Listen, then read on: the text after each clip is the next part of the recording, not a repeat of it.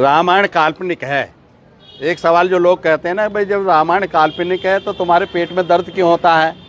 हम ये कहते हैं कि तुम्हारी रामायण काल्पनिक है, तुमने कल्पना में भी हमारे बाप शंभुक को मारा, कल्पना में भी तुम हमारे विरोध में ही कल्पना कर रहे हो। महाराजा रावण, अब सुन लीजिए, किताब है लंकावतार सुत्त, जो भारतवर्ष का ग्रंथ है, मगर यहाँ से प्रतिक्रांतिवादी लोगों ने उसको जला दिया था। जो धर्म द्वेषी थे, हमारे धर्म से द्वेष करते थे, उन्होंने उसको जला दिया। मगर हम धन्यवादी हैं तिब्बत के कि वो ग्रंथ वहाँ मिल गया। और प्रोफेसर डीटी सुजुकी, जो जापान के विद्वान थे, बहुत बड़े ट्रांसलेटर थे, उन्होंने उसको ट्रांसलेट कर लिया अंग्रेजी में, और अंग्रेजी से वो तुलसीराम शर्मा ने अनुवाद कर दिया हिंदी में। भैया उसको पढ़ो। रावण ने बुद्ध को ललकारा था कि हाँ मुझसे तर्क कर ले, जैसे मिलांदर ने बनते नागसेन को ललकारा था। और उनका बुद्ध का और रावण का जो शास्त्रार्थ हुआ है, वो 100 सवाल रावण ने पूछे, 100 सवाल बुद्ध ने दिए। वो बौद्ध धर्म का विज्ञानवाद उसको कहते हैं। वो सारा उस ग्रंथ में उपलब्ध है। जाओ बच्चों, उस ग्रंथ को पढ़ो तो पता चलेगा कि रावण बहुत बड़ा विद्वान था, बौद्ध था, इसीलिए उसको जलील करने के लिए इन्होंने अपने ग्रंथ में उसको खलनायक बनाया और उसका लज्जाजनक उसका वध करते हैं। और रावण की महानता देखो, हर साल जलाते हैं, हर चौराहे पे जलाते हैं, मगर वो इनके जलाने में नहीं आता। उसकी महानता देखो, वो हर साल जलाते हैं, हर चौक पर जलाते हैं, मगर वो उनके काबू नहीं आ रहा। और जो रावण का संबंध छत्तीसगढ़ की गौड़ जाति से भी है। कल नरक चौदस थी इनके हिसाब से, ब्राह्मणों के हिसाब से। नरक चौदस क्यों थी? क्योंकि कल महामना रावण का जन्मदिन था।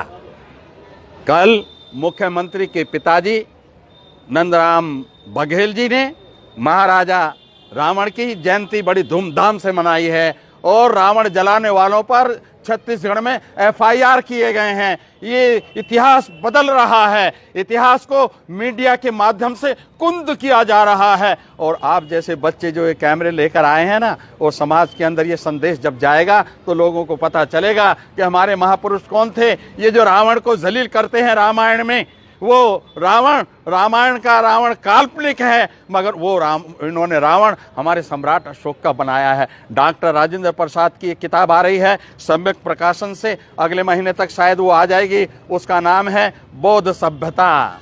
उसमें क्या बताया उन्होंने कि वो अशोक वाटिका क्या है। अशोक वाटिका वो है जो सम्राट अशोक ने अपनी राजधानी में एक अशोकाराम बनाया था, बहुत बड़ा बुद्ध विहार बनाया था। और उसी में तृतीय संगीति हुई थी, बौद्ध संगीति, जो बुद्धिस्ट कॉन्फ्रेंस होती है, वो उसका आयोजन हुआ था। और वो कहते हैं इतना संपन्न नगरी थी राजगृह, उसी को उन्होंने सोने की लंका कह दिया। अरे तुमने सोने की लंका में आग लगा दी, बड़ा आश्चर्य की बात है। आज आप सोना तो छोड़ो, आप ये जो 1 रुपए का सिक्का है, इसमें आग नहीं लगा सकते। उनके पास झूठ का अंबार, और उनके पास बहुत बड़ी कला है। वो झूठ को ऐसा स्थापित करते हैं, वो सत्य से भी ज्यादा सच्ची लगने लगती है। वो लिंग को पुजवा दें, वो गोबर को पुजवा दें, वो आदमी के सिर पे जानवर का सिर रखकर पुजवा दें, ये कला उन्हीं के पास है। हमारे बच्चों को सावधान होकर के अपनी विरासत को स्थापित करने के काम में लगना चाहिए। रावण हमारा नायक है। रावण का भी बहुत जल्दी, अभी आपने देखा होगा ना, इस बार हमने पोस्ट डाली है, उसमें रावण का चित्र हमने लगाया है। मगर खुशी हमें इस बात की है कि वो छत्तीसगढ़ में जो कल रावण की जयंती मनी है, वहां पर उस चित्र का उन्होंने इस्तेमाल किया, अपनी पोस्ट में उसी चित्र का इस्तेमाल किया। बहुत जल्दी आपको ना केवल महामना रावण का, बल्कि महिषासुर का भी पोस्टर मिलेगा, उनका साहित्य मिलेगा। हम अपने महापुरुषों को घर घर तक पहुंचाने के जिस काम में लगे हैं, किसी पर एहसान नहीं है। और ये मैं कोई बहुत बड़ा काम भी नहीं कर रहा हूं, वो हर एक व्यक्ति चाहे तो कर सकता है। मगर मुझे एक संतोष है कि मैं बाबा साहेब डॉक्टर अम्बेडकर का कर्ज तो नहीं उतार सकता, वो उतर भी नहीं सकता, मगर उनके प्रति मैं ईमानदार